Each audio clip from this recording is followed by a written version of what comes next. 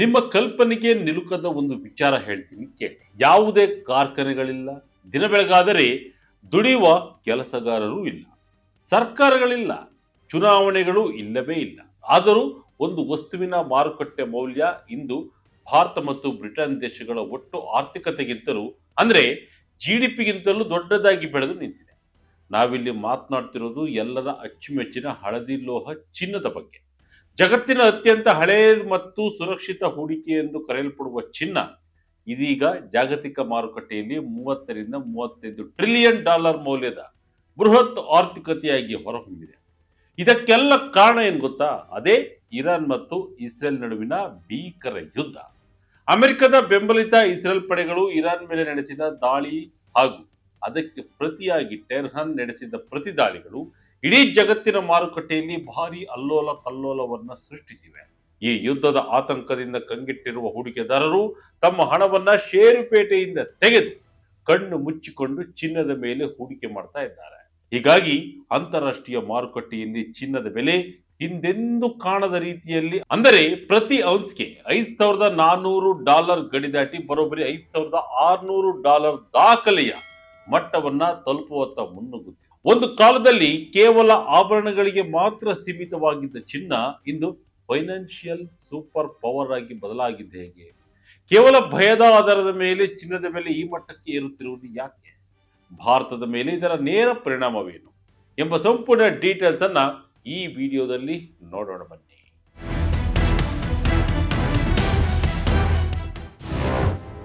ಭಾರತ ಬ್ರಿಟನ್ಗಿಂತಲೂ ದೊಡ್ಡದು ಚಿನ್ನದ ಸಾಮ್ರಾಜ್ಯ. $35 ಟ್ರಿಲಿಯನ್ ಮೌಲ್ಯ, ಮಾರುಕಟ್ಟೆಯ ಮ್ಯಾಜಿಕ್. ಎಸ್, ಈ ಗ್ರಾಫಿಕ್ ಲೈನ್ ನೋಡಿ ನೀವೇನಾದ್ರೂ ಚಿನ್ನ ಅನ್ನೋದು ಯಾವುದಾದ್ರೂ ಹೊಸ ದೇಶನ ಅಂತ ಕನ್ಫ್ಯೂಸ್ ಆಗಬೇಡಿ. ಇಲ್ಲಿ ಸೂಪರ್ ಪವರ್ ಅಂತ ಕರೆದಿರುವುದು ಚಿನ್ನದ ಒಟ್ಟು ಮಾರುಕಟ್ಟೆ ಮೌಲ್ಯವನ್ನ. ಸದ್ಯ ಭೂಮಿಯ ಮೇಲಿರುವ ಒಟ್ಟು ಚಿನ್ನದ ಪ್ರಮಾಣ ಸುಮಾರು 2,18,000 ದಿಂದ 2,20,000 ಮೆಟ್ರಿಕ್ ಟನ್ಗಳೆಂದು ಅಂದಾಜಿಸಲಾಗಿದೆ. ಈಗಿನ ಗರಿಷ್ಠ ಬೆಲೆಯಲ್ಲಿ ಲೆಕ್ಕ ಹಾಕಿದ್ರೆ ಈ ಒಟ್ಟು ಚಿನ್ನದ ಮೌಲ್ಯ ಬರೋಬ್ಬರಿ 30 ರಿಂದ 35 ಟ್ರಿಲಿಯನ್ ಡಾಲರ್ ತಲುಪಿದೆ. ಇದು ಎಷ್ಟರ ಮಟ್ಟಿಗೆ ದೊಡ್ಡದು ಎಂದರೆ ನಮ್ಮ ಭಾರತದ ಒಟ್ಟು ಜಿಡಿಪಿ ಸುಮಾರು 4 ರಿಂದ 5 ಟ್ರಿಲಿಯನ್ ಡಾಲರ್ ಇದೆ. ಇನ್ನು ಬ್ರಿಟನ್ ಜಿಡಿಪಿ $3 ಟ್ರಿಲಿಯನ್ ಆಸುಪಾಸಿನಲ್ಲಿದೆ. ಭಾರತ ಮತ್ತು ಬ್ರಿಟನ್ ಎರಡೂ ದೇಶಗಳ ಒಟ್ಟು ಆರ್ಥಿಕತೆಯನ್ನ ಸೇರಿಸಿದ್ರೂ ಅದು $8 ರಿಂದ 9 ಟ್ರಿಲಿಯನ್ ಮಾತ್ರ ಆಗುತ್ತದೆ. ಆದರೆ ಚಿನ್ನದ ಮೌಲ್ಯ ಇವೆರಡರ ಮೊತ್ತಕ್ಕಿಂತಲೂ 3 ರಿಂದ 4 ಪಟ್ಟು ದೊಡ್ಡದಾಗಿದೆ. ಭಾರತ ಕಳೆದ 10 ವರ್ಷಗಳಿಂದ ಕಷ್ಟಪಟ್ಟು 5 ಟ್ರಿಲಿಯನ್ ಜಿಡಿಪಿ ಗುರಿ ಮುಟ್ಟಲು ಹೋರಾಡ್ತಾ ಇದೆ. ಆದರೆ ಚಿನ್ನ ಕೇವಲ ಭಯ ಮತ್ತು ಯುದ್ಧದ ಆತಂಕದ ಮೇಲೆಯೇ ತನ್ನ ಬೆಲೆಯನ್ನ ಡಬಲ್ ಮಾಡಿಕೊಂಡು $35 ಟ್ರಿಲಿಯನ್ ಸಾಮ್ರಾಜ್ಯವಾಗಿ ಮೆರೆಯುತ್ತಿದೆ.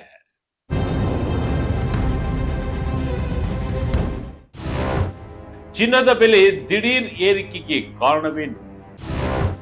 ಭೌಗೋಳಿಕ ರಾಜಕೀಯ ಉದ್ವಿಗ್ನತೆಯೇ ಕಾರಣ. ಕಳೆದ 13 ವರ್ಷಗಳಿಂದ ಒಂದೇ ರೇಂಜ್ ನಲ್ಲಿ ಟ್ರೇಡ್ ಆಗುತ್ತಿದ್ದ ಚಿನ್ನ ಈಗ 1972 ರಿಂದ 2005 ಮಾದರಿಯಲ್ಲಿ ಬಿಗ್ ಬ್ರೇಕ್ ಔಟ್ ಕೊಟ್ಟಿದೆ. ಈ ಹಿಂದಿನ ಲಾಂಚ್ಗಳು 6 ರಿಂದ 8 ವರ್ಷಗಳ ಕಾಲ ಸತತವಾಗಿ ಏರಿಕೆ ಕಂಡಿದ್ದವು. ಈಗ ಚಿನ್ನದ ಸ್ಟಾಕ್ ಮಾರ್ಕೆಟ್ ಹಾಗೂ ಸಾಂಪ್ರದಾಯಿಕ 60-40 ಪೋರ್ಟ್ಫೋಲಿಯೋಗಳನ್ನು ಮೀರಿಸಿ ಲಾಭ ಕೊಡ್ತಾ ಇದೆ. ಈ ಏರಿಕೆಗೆ ಪ್ರಮುಖ ಕಾರಣ ಇರಾನ್ ಸಂಘರ್ಷ.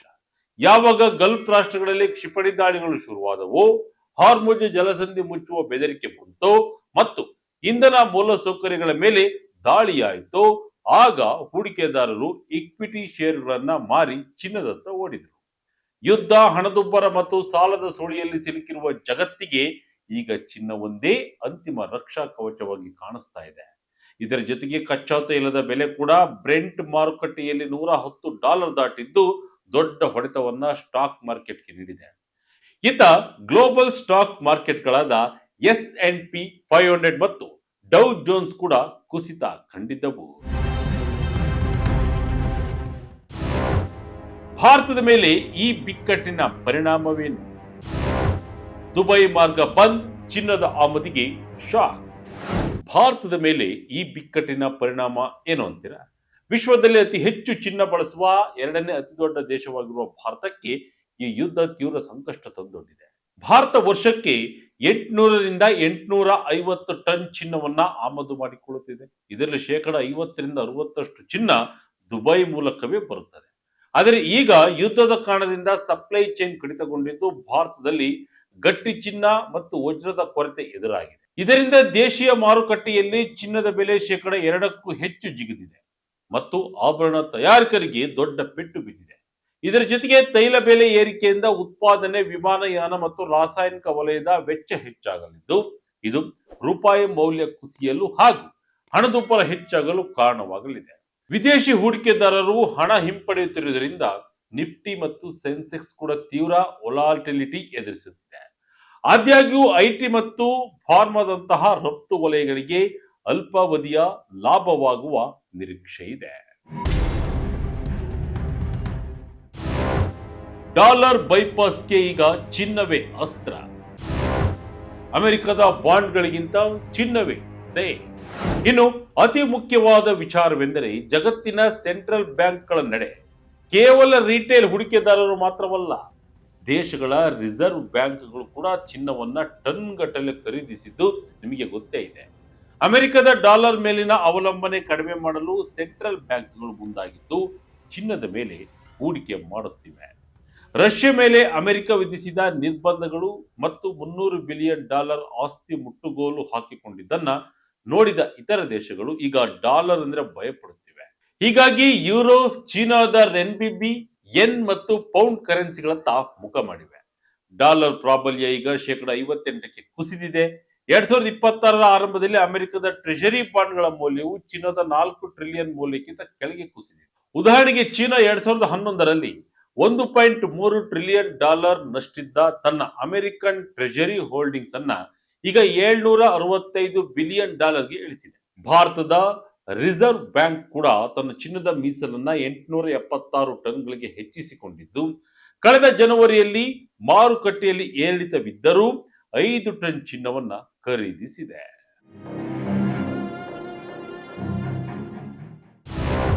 ಇರಾನ್ನ ಸೀಕ್ರೆಟ್ ಗೋಲ್ಡ್ ಸ್ಟ್ರಾಟಜಿ. ನಿರ್ಬಂಧಗಳಿಗೆ ಪಾರಾಗಲು ಗುರಾಣಿ. ಇರಾನ್ ಈ ಜಾಗತಿಕ ಗೋಲ್ಡ್ ರಶ್ಗೆ ಒಂದು ಪ್ರಮುಖ ವೇಗವರ್ಧಕವಾಗಿದೆ. ಅಮೆರಿಕದ ಕಠಿಣ ನಿರ್ಬಂಧಗಳನ್ನ ಎದುರಿಸಲು ಇರಾನ್ ಚಿನ್ನವನ್ನ ಅಸ್ತ್ರವಾಗಿ ಬಳಸಿಕೊಳ್ಳುತ್ತಾ ಬಂದಿದೆ. 2024ರಲ್ಲಿ ಇರಾನ್ UAE ಮತ್ತು ವೆನಿಜುವೆಲಾ ಮಾರ್ಗಗಳ ಮೂಲಕ ಹಾಗೂ ರಷ್ಯಾಗೆ ಡ್ರೋನ್ಗಳನ್ನು ನೀಡಿ ಬಾರ್ಟರ್ ಮೂಲಕ 100 ಟನ್ಗಳಿಗಿಂತ ಹೆಚ್ಚು ಚಿನ್ನವನ್ನ ರಹಸ್ಯವಾಗಿ ಆಮದು ಮಾಡಿಕೊಂಡಿದೆ. ಇದಲ್ಲದೆ ಶರ್ವನ್ ನಂತಹ ಸ್ಥಳೀಯ ಗಣಿಗಾರಿಕೆಯನ್ನ ಹೆಚ್ಚಿಸಿದೆ. ಈಗ ಇರಾನ್ನ ವಿದೇಶಿ ವಿನಿಮಯ ಮೀಸಲಿನಲ್ಲಿ ಶೇಕಡ 20ರಷ್ಟು ಚಿನ್ನವೇ ಇದೆ. ಈ ಹಿಂದೆ ಇಸ್ರೇಲ್ ಜೊತೆಗಿನ 12 ದಿನಗಳ ಸಂಘರ್ಷದ ಸಮಯದಲ್ಲೂ ಇರಾನ್ ಚಿನ್ನದ ದಾಸ್ತಾನನ್ನ ಮುಟ್ಟಲಿಲ್ಲ. ಬದಲಾಗಿ ಅದು ರಿಯಲ್ ಮೌಲ್ಯ ಕುಸಿಯದಂತೆ ತಡೆಯಲು ಸಹಾಯ ಮಾಡಿತು. ಇರಾನ್ನ ಈ ತಂತ್ರಗಾರಿಕೆಯನ್ನ ನೋಡಿದ ಚೀನಾ, ರಷ್ಯಾದಂತಹ ಬ್ರಿಕ್ಸ್ ರಾಷ್ಟ್ರಗಳು ಕೂಡ ಡಾಲರ್ ಸಿಸ್ಟಮ್ ಅನ್ನ ಬೈಪಾಸ್ ಮಾಡಲು ಚಿನ್ನವನ್ನ ಸಂಗ್ರಹಿಸುವ ಕೆಲಸ ಮಾಡುತ್ತಿದೆ. ಆದರೆ ಈ ಯುದ್ಧದಲ್ಲಿ ಚಿನ್ನವನ್ನ ಇರಾನ್ ಬಳಸುತ್ತಿದೆಯಾ ಇಲ್ಲವೋ ಎಂಬುದು ಗೊತ್ತಿಲ್ಲ. ಅದು ಗೊತ್ತಾಗಬೇಕಂದ್ರೆ ಇನ್ನೊಂದಿಷ್ಟು ದಿನ ತಡೆಯಲೇಬೇಕು. ಭಾರತದ ಮನೆಯಲ್ಲಿದೆ 30,000 ಟನ್ ಚಿನ್ನ, 5 ಟ್ರಿಲಿಯನ್ಗಿಂತಲೂ ಹೆಚ್ಚಿನ ಮೌಲ್ಯ. ಇನ್ನು ನಮ್ಮ RBI ಅಧಿಕೃತವಾಗಿ 876 ಟನ್ಗಳಿಗಿಂತಲೂ ಹೆಚ್ಚು ಚಿನ್ನವನ್ನು ತನ್ನ ಮೀಸಲು ನಿಧಿಗೆ ಸೇರಿಸಿದೆ. ಆದರೆ ಭಾರತದ ಮನೆಗಳಲ್ಲಿ ಸುಮಾರು 30,000 ಟನ್ ಚಿನ್ನವಿದೆ ಎನ್ನಲಾಗಿದೆ. ಒಂದಿಷ್ಟು ವರದಿಗಳು ಇದನ್ನ ಜಾಸ್ತಿ ಕೂಡ ಹೇಳ್ತಿವೆ, ಒಂದಿಷ್ಟು ವರದಿಗಳು ಇದನ್ನ ಕಮ್ಮಿ ಅಂತಲೂ ಹೇಳ್ತವೆ. ಇದರ ಒಟ್ಟು ಮೌಲ್ಯ 5 ಟ್ರಿಲಿಯನ್ ಆಗುತ್ತದೆ. ಇದು ಕೂಡ ಭಾರತದ ಶಕ್ತಿಯಾಗಿದ್ದು ಇಲ್ಲಿನ ಜನರು ಸಂಕಷ್ಟದ ಸಮಯದಲ್ಲಿ ಚಿನ್ನವನ್ನೇ ನೆಚ್ಚಿಕೊಂಡಿದ್ದು ಚಿನ್ನ ಆರ್ಥಿಕತೆಗೂ ರೀಸೈಕಲ್ ಆಗುತ್ತೆ. ಇದರಿಂದ ಭಾರತದ ಮೇಲೆ ಎಲ್ಲರ ಕಣ್ಣು ಇದೆ. ಒಂದಿಷ್ಟು ತಜ್ಞರ ಪ್ರಕಾರ ಚಿನ್ನ ಮನೆಯಲ್ಲಿದ್ದರೆ ವ್ಯರ್ಥ, ಅದು ಆರ್ಥಿಕತೆಗೆ ಬರದೇ ಇದ್ದರೆ ದೇಶಕ್ಕೆ ಏನು ಉಪಯೋಗವಿಲ್ಲ ಅಂತ. ಆದರೆ ಚಿನ್ನವನ್ನು ಜನರು ತಮ್ಮ ಸಂಕಷ್ಟದ ಟೈಮ್ನಲ್ಲಿ ಬಳಸುವುದರಿಂದ ಆರ್ಥಿಕತೆಗೆ ಬಲ ತುಂಬಲಿದೆ.